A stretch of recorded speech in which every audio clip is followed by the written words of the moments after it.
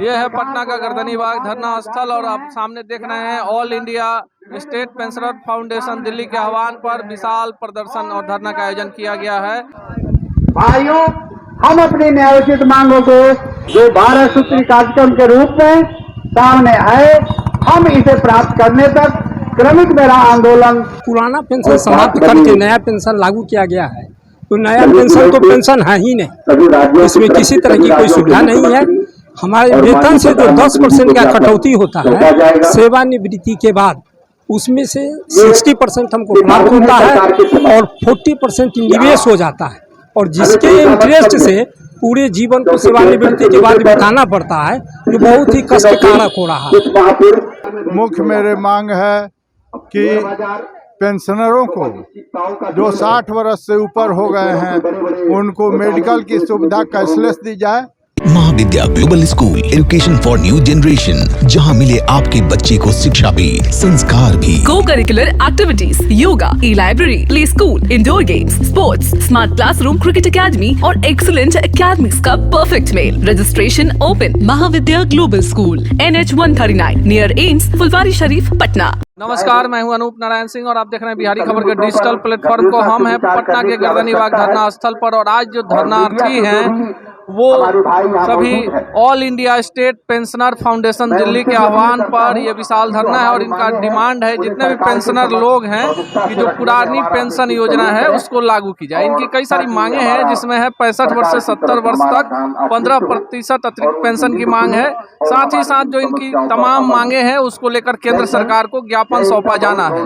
तपती दोपहरी में पटना की सड़कों पर ये रिटायर्ड कर्मचारी हैं जो अपने डिमांड को लेकर, अपनी पेंशन योजना को लागू करने की मांग को लेकर धरना पर बैठे हैं। अब यह देखना दीगर है कि इनके धरना प्रदर्शन से केंद्र सरकार कितना ज़्यादा इनके प्रति आकर्षित होती है और इनके मांगों को मानती है। हमारी डिमांड है सेवानिवृत्त पूरे कर्मचारी का। हमारा कार्यक्रम है, ये भारत स्तर का कार्यक्रम है और भारत के सभी राज्यों में आज यह कार्यक्रम चल रहा है। इसमें हमारी प्रथम मांग है कि जो सेवानिवृत्त लोग हैं उनका कैशलेस ट्रीटमेंट, जैसा कि उत्तर प्रदेश में यह प्रभावी हो गया, लेकिन अन्य राज्यों में यह अभी तक प्रभावी नहीं हो सका है। दूसरी मांग है हमारा, जो पुराना पेंशन समाप्त करके नया पेंशन लागू किया गया है, तो नया पेंशन तो पेंशन है ही नहीं, इसमें किसी तरह की कोई सुविधा नहीं है। हमारे वेतन से जो 10% का कटौती होता है सेवानिवृत्ति के बाद, उसमें से 60% हमको प्राप्त होता है और 40% निवेश हो जाता है, और जिसके इंटरेस्ट से पूरे जीवन को सेवानिवृत्ति के बाद बिताना पड़ता है, जो बहुत ही कष्टकारक हो रहा है। सेवानिवृत्त लोगों को ये इनकम टैक्स वसूला जा रहा है। यह सोचने की बात है कि बहुत अल्प राशि प्राप्त होती है। जो नौकरी में हमारा वेतन मिलता था उसका 50% हमको पेंशन मिलता है, उसमें से लगभग 15 से 20% सरकार इनकम टैक्स के रूप में काट लेती है। ये हम लोगों के साथ बहुत अन्याय हो रहा है और सरकार से हमारी मांग है, बिहार के मुख्यमंत्री से और भारत के प्रधानमंत्री जी से, जो हमारी मांगे हैं, जो रिटायर्ड लोगों की मांग है, उनकी समस्याओं को सुना जाए। हमने एक मांग यह भी रखा है कि हम अपना जो हमारा अमूल्य समय होता है, जवानी का वक्त होता है, हम सरकार की सेवा में व्यक्त कर देते हैं, लेकिन हमको कहीं घूमने का मौका नहीं मिलता है। रिटायरमेंट के बाद हमारी मांग होती है कि प्रत्येक वर्ष हमको 1 महीना का पेंशन का राशि दिया जाए, ताकि हम अपने परिवार के साथ पूरे तीर्थाटनों में घूम सकूं। ये हमारी मांग है और हम अंदाज लगाते हैं कि सरकार हमारी बातों को सुने। कुमार धनंजय प्रसाद सिंह, महासचिव सेवानिवृत्त डिप्लोमा परिषद बिहार। हमारी सरकार है वन नेशन, हर चीज एक कर लागू करने पर, हर चीज पर विचार कर रही है, तो वन नेशन और वन पेंशन क्यों नहीं व्यवस्था लागू कर रही है? आखिर नेताओं और न्यायाधीशों के लिए एक अलग पेंशन व्यवस्था और जो सरकारी कर्मचारी हैं उसके लिए अलग पेंशन व्यवस्था, ये देश में नहीं चलने वाला है। ये धोखे में डालकर 2004 के बाद जो भी राजकर्मी है या देश के सरकारी कर्मी है, उन्हें जो एक लॉलीपॉप न्यू पेंशन स्कीम थमाया गया, ये ज्यादा दिन तक टिकने वाली नहीं है। सरकार इस मंच के माध्यम से, मैं राज्य सरकार और केंद्र सरकार दोनों से अपील करता हूं कि इसे तुरंत वापस ले और जो पुरानी संवैधानिक जो पेंशन व्यवस्था है उसे तुरंत बहाल करें।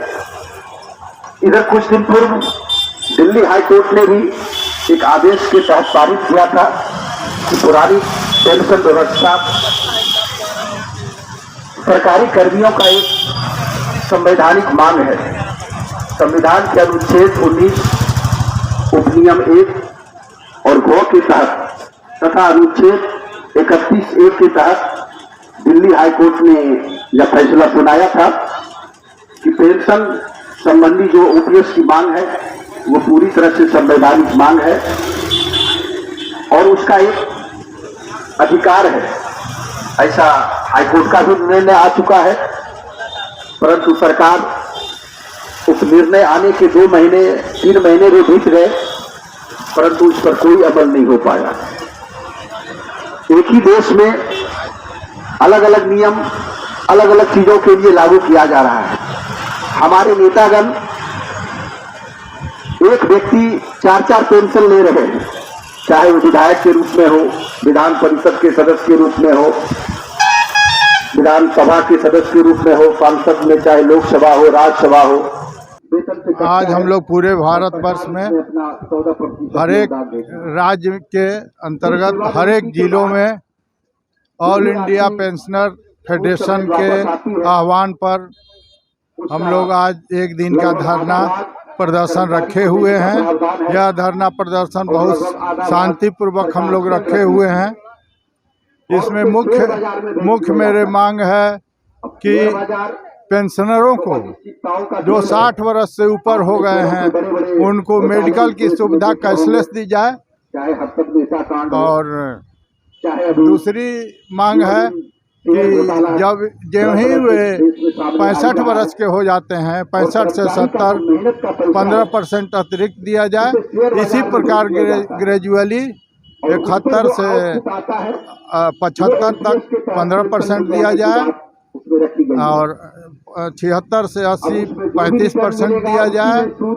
इस प्रकार आगे की बढ़ोतरी की जाए और हमारे सरकार द्वारा, केंद्र सरकार और राज्य सरकार द्वारा जो नया पेंशन लागू किया गया है उसको समाप्त कर ओल्ड पेंशन स्कीम जो हम लोगों को बहुत पुरानी व्यवस्था है उसको लागू किया जाए, क्योंकि नई पेंशन व्यवस्था में सरकार शेयर पर लगा देती है, जिसके चलते सही हमारा पेंशन नहीं मिल रहा है।